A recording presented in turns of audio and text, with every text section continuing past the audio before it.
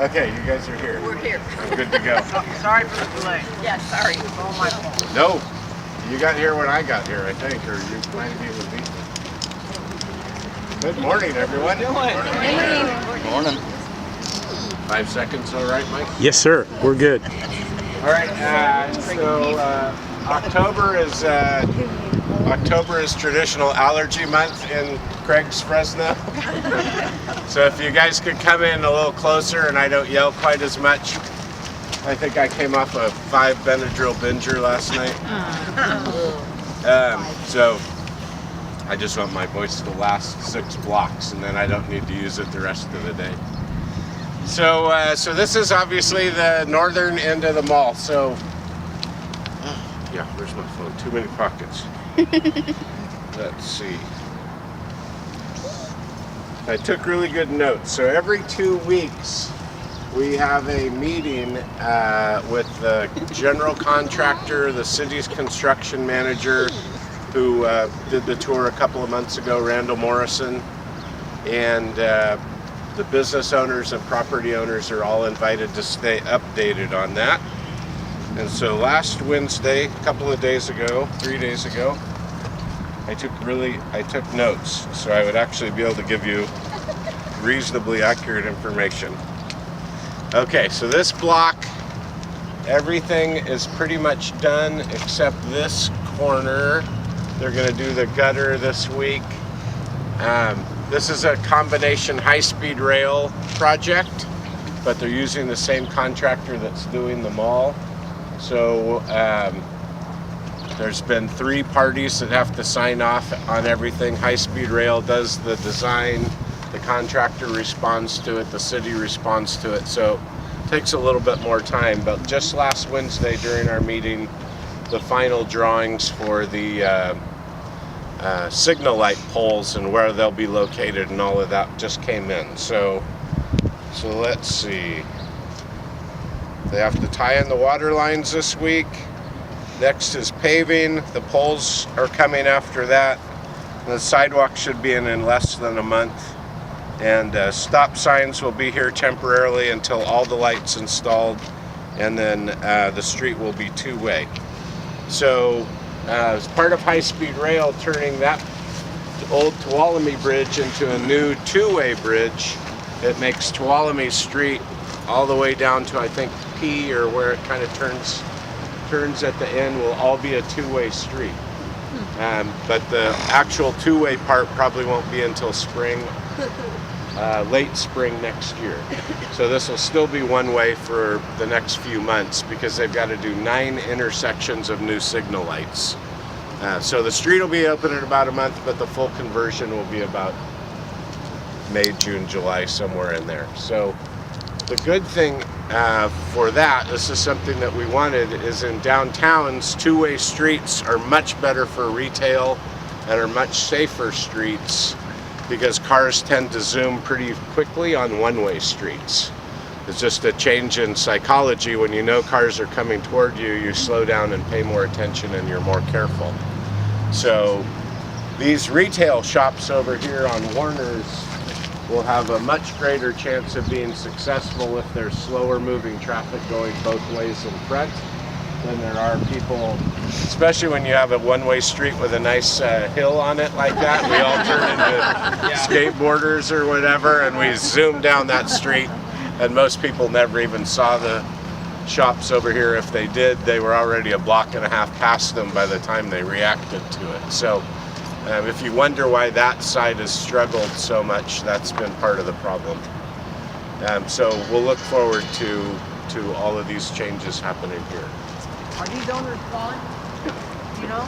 Pardon? Are the shops here gone? Well, Rezana, I think, is for sale. Right. And then next? I think that, Miscellaneous is still there, as far as I know. No, they're gone? They moved? Okay.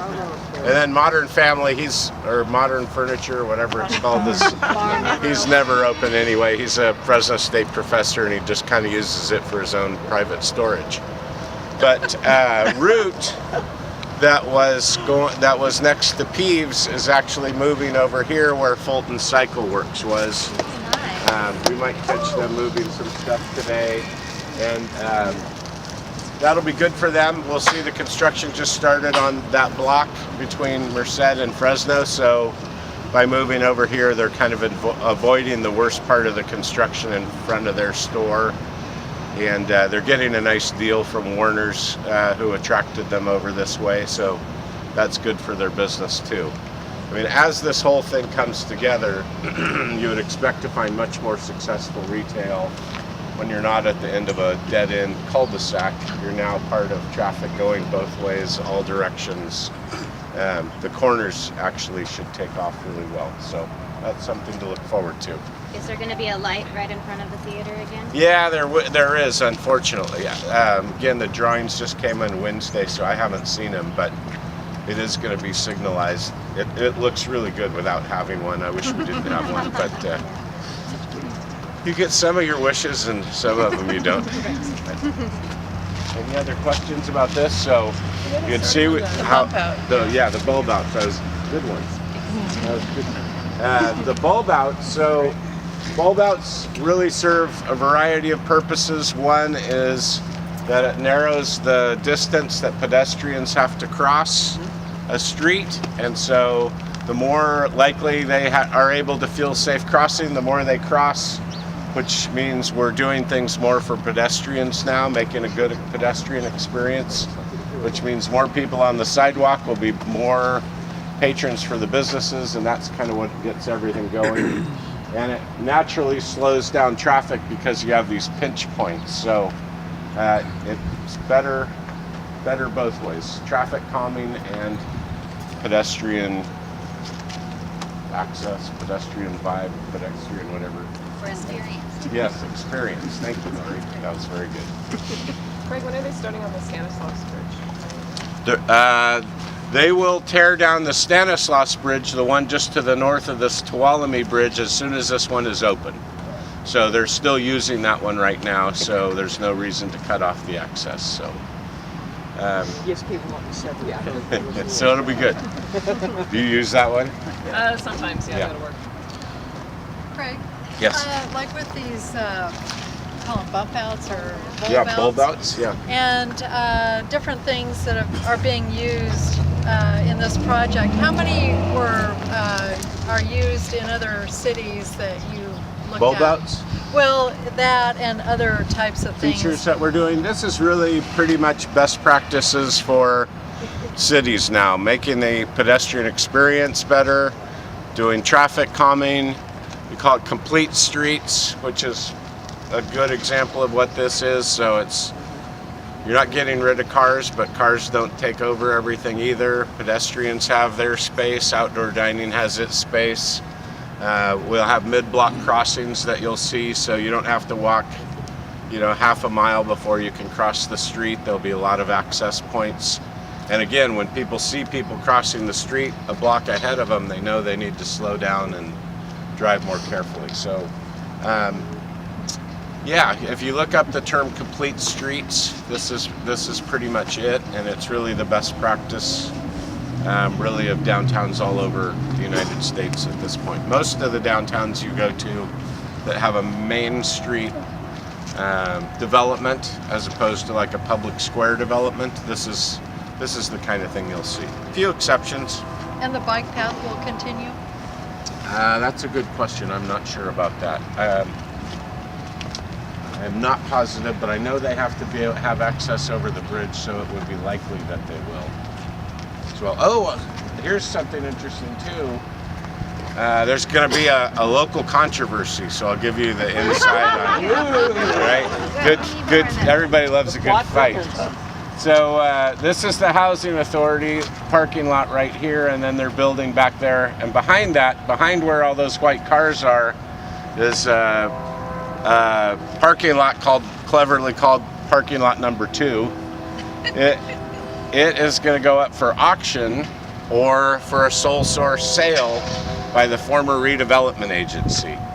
So Cliff Tutelian, who owns this building, would like to just buy it straight from the oversight board, and the Housing Authority, who would like to use it so they can develop their process, are saying no, it has to go to an auction. And so there'll be a fight at the oversight board on whether to sole source it to Cliff or whether to put it into an auction. And then we'll see how that goes. And if it goes to an auction, then we'll have another big deal where they'll be competing, and high-speed rail could compete and all of this. So it'll be good little local drama. What about the Hotel Fresno? Any word? Yeah, the Hotel Fresno's gotten its funding, its tax credits, cap and trade funds. It's going to be more low-income housing than they had originally proposed. They were originally going to go for 20% low-income, 80% market. But because of the strings attached to the funding sources, it'll be about 50% low-income, 50% market rate. But they have their funding, and hopefully they'll be pulling permits, and we'll see dust fly pretty soon. Have you heard of any large coffee retailer, like with the mermaid logo, inquiring about the space? No, not yet. I'm sure they'll be. Are they? All right. I heard rumblings about the Proctor jeweler building. Yep, I know that they were interested in that. The Proctor family, the Warnors, were interested in attracting a Starbucks. Yeah. So still no resolution on CVS moving out to the corner,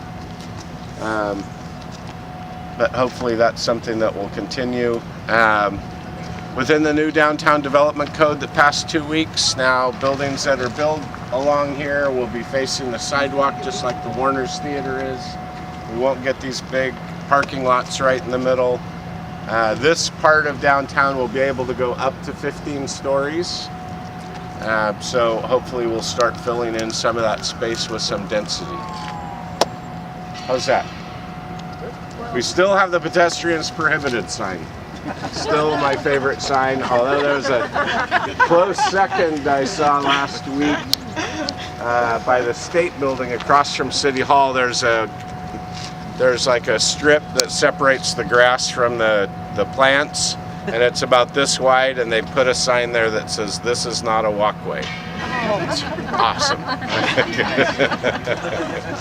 Who thinks of this stuff, and then who actually gets the sign made? Hey, what's Yes. going to happen with the mural? The mural will stay.